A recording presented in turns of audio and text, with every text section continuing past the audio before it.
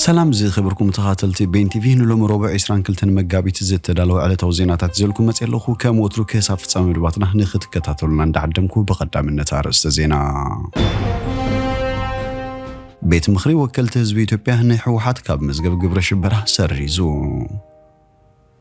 ባይቶ ዩጋንዳ ሕጊ ገብነው መቅጻዕቲ ሕደ ጾታውነት አጽዲቁ ሩሲያ 43 ምራሕቲ ሃገራት አፍሪካ ዝተጋበሉ ዋዕላ ተኻይዱ ውድብ ሕቡራት ሃገራት ክሊማው ለውጥ ክምከት ጸዊዑ ሱዳን ኣብ 11 ሚያዝያ መሰጋግር መንግስትን ምቋም ኣብ ስምዕ ከም ዝተበጽሐን ካልእን ዝድህስስ መደባት ሒዘልኩም መጽለኹ ሰናይ ናይ ምክትታል ግዜ እንዳተመነኹም ኣብዛ ቻናል ድማ ናይ ወትሩ ተኸታተልቲ ንኽትኮኑ ሳብስክራይብ ብምግባር ናይ ደወል ምልክት ክትጥውቁ ብኽብሪ ይዕድመኩም ቤት ምኽሪ ወከልቲ ህዝቢ ኢትዮጵያ ንሕወሓት ካብ መዝገብ ግብረ ሽበራ ሰሪዙ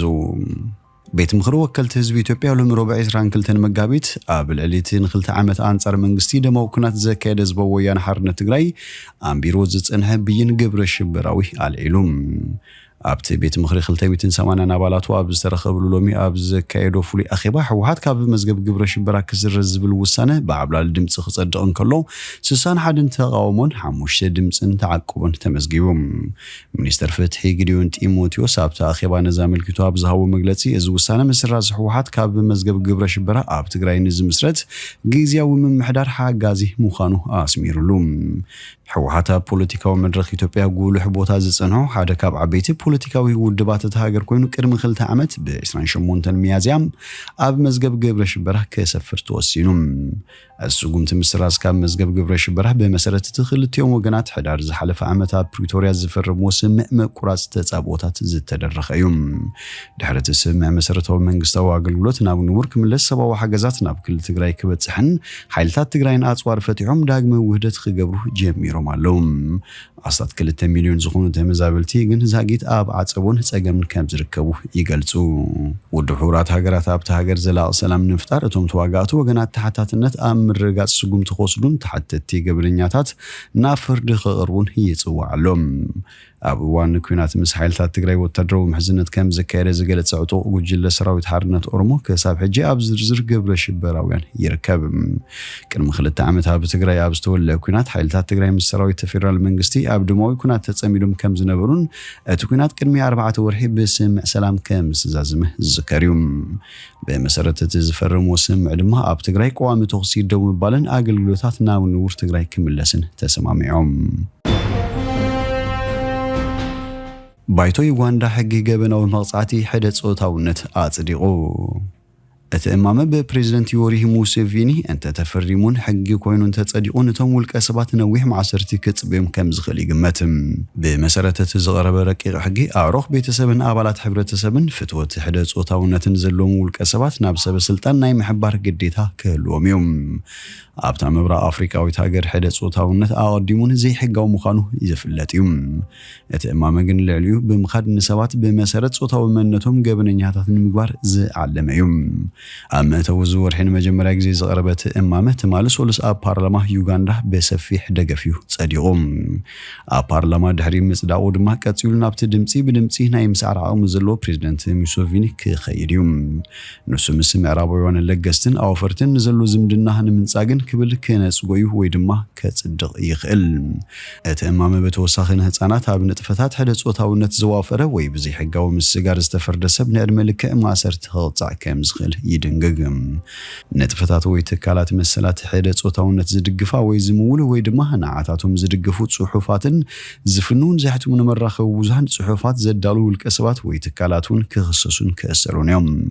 ابي غادا زركو تطابات مسلات حد صوتاويان اب تاغر زلو صره حد صوتاونت املخاخته باكالن بانترنتن نزفصم عمص يقالعوم كم زلون اتمام بحفشان يوغانداويان ازيو سفيح صعبين كلو كم زخل يገልጹለው ኣብ 2014 قوام ቤት ፍርዲ ዩጋንዳ ነቶም ብልዕሊ ማሕበረሰብ LGBT ዝወፁ ተረርቲ ሕግታት ክነጽግ ጸንሕዮም ነጉጅለታትን ንጥፈታትን LGBT ምልላይ ኮነ ምምዋል ዘይሕጋው ምግባር ከምውን ግብረ ሰዶማውያን ተግባራት ብዕድመ ልክዕ ማሰርቲ ቁጽዕ ምግባር ዘጠቃለለዩ እቲ ቤት ፍርዲ እቲ ሕጊ ብዘይቲ ክማላእ ዝግባእ ዓብላሊ ድምጺ ብባይቶ ስለ ዝጸደቀዩ ክስርስ ወሲኑ ኣብቲ እዋን እቲ ሕጊ ብምዕራባውያን ሃገራት ብሰፊሑ ተኾኒኑ ነይሩ እዩ ጾታው ርክባት ሕዶ ጾታውያን ኣብተን ዓቃባዊ ሃይማኖታውን ማሕበራውን ክብርታትን ዝድግፋ ብዙሓት ሰባት ዝርከቡለን ኣስታት 30 ሃገራት ኣፍሪቃ ዝተኣገደ ምዃኑ ይፍለጥ ኣብ ሩስያ 43 መራሕቲ ሃገራት ኣፍሪቃ ዝተጋብኡሉ ዋዕላ ተኻይዱ ኣብ ሩስያ ወክልቲ ልዕሊ 50 ሃገራት ዝተሳተፉ ዋዕላ ካብ 19 ክሳብ 20 መጋቢት ተኻይዱ ኣብቲ ኣህጉራዊ ዋዕላ ባይቶ ዝተሰምየ ኣብ ከተማ ሞስኮ ዝተኻየደ ኣኼባ ሩስያን ሃገራት ኣፍሪቃን ዝተረኸበ ፕሬዚደንት ቭላድሚር ፑቲን ሃገሩ ምስ ኣፍሪቃ ዝህልዋ ምትሕግጋዝ ብዝለዓለ ኣተኲራትሉ ምህላዋ ገሊጹ ፕሬዚደንት ፑቲን ሩስያ ልክዕ ከም ሃገራት ኣፍሪቃ ገዳማውያን ከስገድድዎ ንዝፍትኑ ስነ ሓሳብ ሓድሽ ሜላ ምግዛእትን ንምግታእን ክብርታትን ምዕቃብን ተከላኸል ምህላዋ ረዲኡ ካብ ዩክሬን ኣካል ዝሽምታ ዝነበረ ሃገራት ኣፍሪቃ ዋሕድን ተኣጋጢሙን ሩስያ ክትልግሰለን ድሉቲ ምዃናውን እቲ ፕሬዚደንት ኣብቲ ኣጋጣሚ ገሊጹ ሩስያ ናብ ሃገራት ኣፍሪቃ ዘቅነ ኣህጉራዊ ዋዕላ ባይቶ ተእንግድ ዘላ ፕሬዚደንት ፑቲን ኣብ ዩክሬን ምስ ዝካየድ ዘሎ ኩናት ተተሓሒዙ ብኣህጉራዊ ቤት ፍርዲ ብገበን ኩናት ኣብ ዝተኸሰሰሉ እዋን እዩ ኣብዚ 4 ኣዋርሕ ቅድሚ ካልኣይ ስሩዕ ዋዕላ ሃገራት ኣፍሪቃን ሩስያን ዝተኻየደ ኣኼባ 43 መራሕቲ ሃገራት ክርከቡን ከለዉ ዝተረፈ ሃገራት ብሚኒስትራትን ልኡኻተንን ተሳቲፈን ሩስያ ወርሒ ሓምለ ካልኣይ ዋዕላን ሃገራት ኣፍሪቃን ሩስያን ንምክያድ ተሸባሸብ ምህላዋ ይፍለጥ ውድብ ሕቡራት ሃገራት ክሊማዊ ለውጢ ክምክት ፀዊዑ በሰንከ በከላ ዝስዕብ ዘሎ ክሊማዊ ለውጢ ንምግታእ ሓበራዊ ስግምቲ ክወሰድን ኣብ ሓጺር እዋን ዝትግበር መደባት ክሕንጽጽን ውድብ ሕቡራት ሃገራት ፀዊዑ እቲ ውድብ ነዚ ጻውዒት ዘቕረበ ሃገራት ዓለም በሰንኪ ክሊማዊ ምዝንባዕ ንዝስዕብ ዘሎ ብድሆታት ብዝግባእ ይገጥሙ ከም ዘለዋ ዝተፈላለዩ ኪላታት ድሕሪ ምውቃሶም እዩ ዝተፈላለዩ ኪላታት ናይቲ ውድብ ኣብ ዘካየዱ ሓድሽ መጽናዕቲ ሃገራት ዓለም ነዚ ተኸሲቱ ዘሎ ክሊማዊ ቅልውላው ንምግታእ ዝኽእልን እኹል ባህርያዊ ሃብቲ ከም ዘለዎን ኣፍሊጦም ናብ ጠፈር ዝበኑ በከልቲ ጋዛት ንህይወታውያን ኣብ ሓደጋ ዘውድቖም ብምዃኖም ንምክልኻሎም ዝውሰድ ስጉምቲ ዓቢ ረብሓ ከም ዘለዎ ቶም ኪላታት ወሲኾም ሓቢሮም ኣብቲ ሓድሽ መጽናዕቲ መጠን ወሰኺ ሙቐት ዓለምና ኣብ 1.5 ዲግሪ ሴንቲግሬድ ንምድራት ኣብ 2030 ንመጠን ናይቶም ከም ካርቦን ዳይኦክሳይድን ሚቴንን ዝኣመሰሉ በከልቲ ጋዛት ብፍርቂ ዝጎድሉ ከም ዘለዎም እዩ ተነፂሩ ዘሎ ካብ 2010 ክሳብ 2020 ኣብ ዝነበረ እዋን ኣብተን ብክሊማዊ ለውጢ ንዝስዕብ ሓደጋታት ዝተቃልዓ ሃገራት ብዕለቕለቕ ደርቅን ህቦብላን ዝናብን ናይ ዝሞቱ ሰባት ቁጽሪ ብ15 እጥፊ ከም ዝወስኸ ዝተቐሱ ጽብጻባት ብቁጠባ ዝበልጸገ ሃገራት እተን ቀዳሞት ተሓተቲ ናይ ዝክሳራታት ምዃነን ሓቢሮም እቶም ጽብጻባት ብተወሳኺ ህዝቢ ዓለም ድሮ ብሳዕቤናት ዓለማዊ ዋዕይ ክሳቕ ጀሚሩ ከም ዘሎ ድሕሪ ምምልካት ሃገራት ዓለሙን ሰፍ ዘይብል ሰብኣውን ንዋታውን ክሳራታት ይወርደን ከም ዘሎ ገሊጾም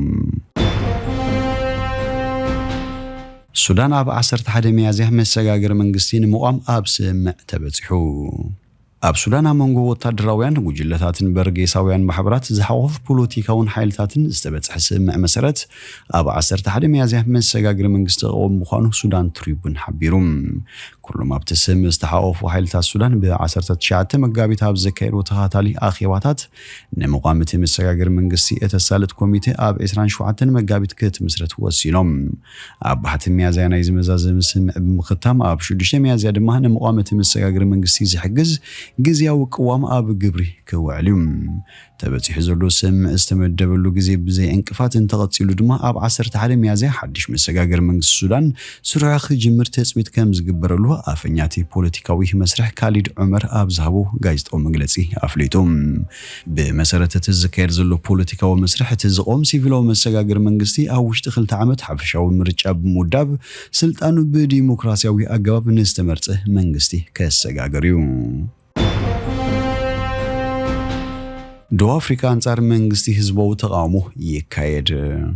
ኣብ ከተማ ፕሪቶሪያ ደቡብ ኣፍሪካ ፕሬዝደንት ሲሪል ራማፎዛ ካብ ስልጣኑ ክወርድ ዝጠልብ ሓያል ህዝባዊ ተቃውሞ ይካየድ ከም ዘሎ ካብቲ ሃገር ዝተፈነወ ዜና ሓቢሩ ብኣሽሓት ዝቑጸሩ ደቡብ ኣፍሪካውያን ዝተሳተፉ ተቃውሞ ኣብ ዝካየደሉ ዘሎ እዋን ኩሉ ንጥፈታት ናይታ ከተማ ናይ 24 ሰዓታት ሙሉእ ብሙሉእ ከም ዝደስከለ ድማ እቲ ዜና ወሲኹ ኣመልኪቱ እቲ ብምርሒ ተቃውሞ ሰልፊ ተቃለስቲ ቁጠቦ ሓርነት EFF ጁሊስ ማሌማ ዝተመርሐ ተቃውሞ ንወደባት ህንጻታትን ባይቶን ዕዳጋታትን ኣብ ከተማ ኢላማ ዝገበረ መንባሩ ተሓቢሩ በሰንክቲ ገና ዝቕጽል ዘሎ ህዝባዊ ተቃውሞታት ኣባላት ጸጥታ ደቡብ ኣፍሪካ ኣብ ተጠንቀቕ ከም ዝርከቡ ዝሓበረ ጸብጻብ ናይቲ ሃገር ፕሬዝደንት ሳይሪል ራማፎዛ ንዓበኛታት ንብረት ከየዕንውን ኣብ ሰብ ጉዳት ከይወርዱን ጻውዒት ከም ዘቕረበ ገሊጾም ባይቶ ደቡብ ኣፍሪካውን ኣብ ዘውፅኦ ሓድሽ መግለጺ ሚኒስትሪ ምክልኻል ነቲ ንዓበኛታት ክስዕብ ዝኽእል ገበናት ንምቁጻር ምስ ፖሊስ ሓቢሮም ዝሰርሑ ብውሕዱ 3347 ወታደራት ክኽትት ምዃኑ ኣፍሊጡ ካብ ዝሓለፈ ቀረባ እዋናት ሒዙ ብሽቕለት ኣልቦነትን ናይ ጸዓት ቅልውላውን ትሳቕ ዘላ ደቡብ ኣፍሪካ ብሰንኪ ለበዳ ኮሮና ቫይረስ ኣብ ሰፍ ዘይብል ማሕበራዊ ቁጠቦ ጸገማት ተሸይማ ከም እትርከብ እዩ ዝግለጽ ዝኸበርኩም ተኸታተልቲ BNTV ንሎሚ ዝብልናዮ መሰናዶና ኣብ ዝወዲና ኣለና ምሳና ስለ ጽናሕኩም ብልብነ መስግን በብዘለኹሞ ሰላም